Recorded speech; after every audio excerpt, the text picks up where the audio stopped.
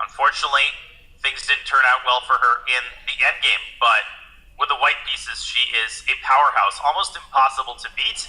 And we can see her opponent arriving to the table. That would be Jorden Van Foreest. Finally has the black pieces, which may be a good thing for him.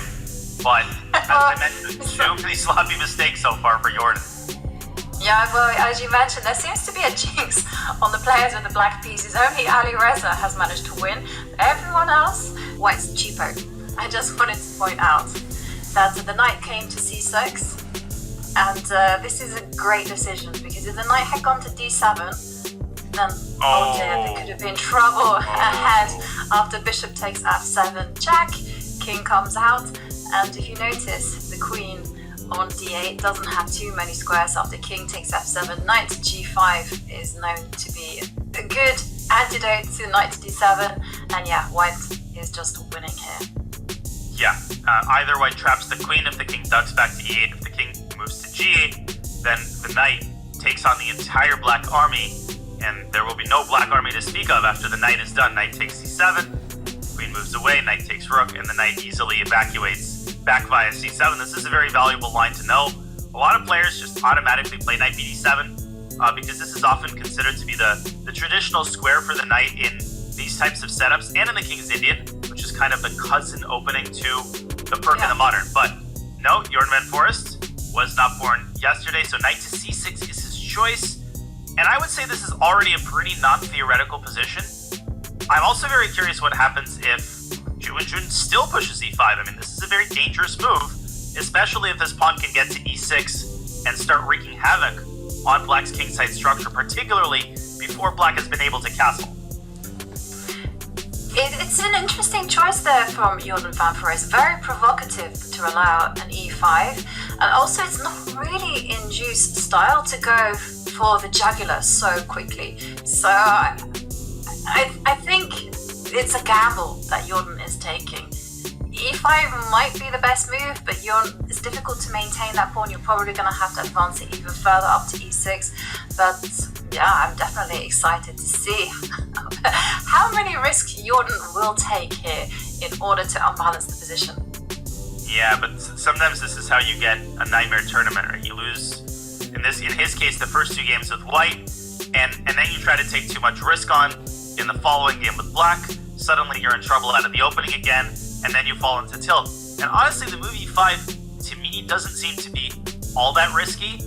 If we forecast what can happen, I'm pretty confident Wenjun is tempted by this move. e5, what is Jorden going to do? Well, probably he's going to play d takes e5, d takes e5. I think he has to go knight to knight to g4, maybe.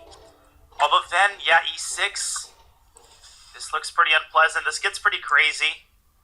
Bishop takes e6, bishop takes e6, f takes e6. Maybe he knows this.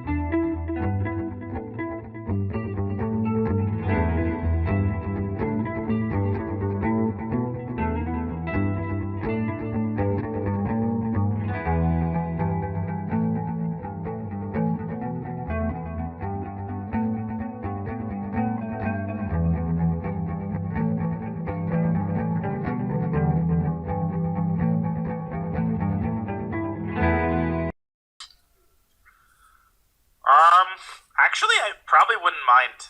Well, it's very concrete, because if the rooks came off, then black would have this 96 resource. I guess it depends on where white's pawns are situated.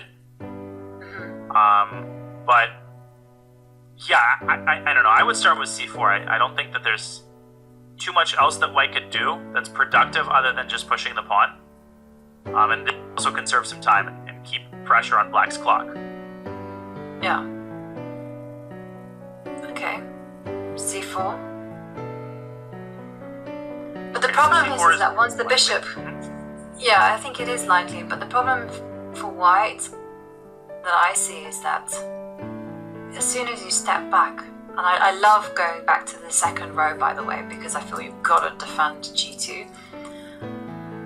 It's not very easy for white to start advancing the pawns.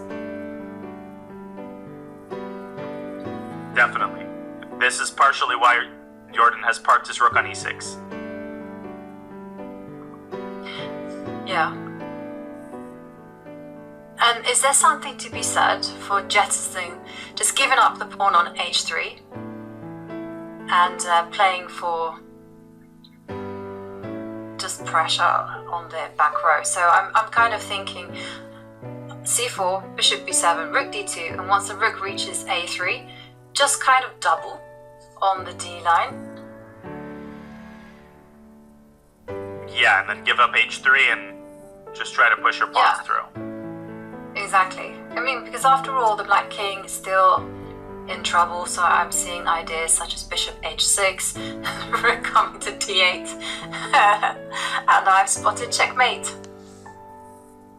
I mean, this is a recurring theme with rooks on the board, is the mate on d8, so yeah, I'm really curious to see what direction this game takes. It's kind of hard to predict, but I think c4 is quite likely, and then we'll see. Yeah, we will see. Okay, well, we will leave Zhu to make a decision, but let's go back to the bird's eye view and take a look at some of the other games. And I'm noticing that Alexander Donchenko is somewhat short on time, just 4.5 minutes. They are on move 34,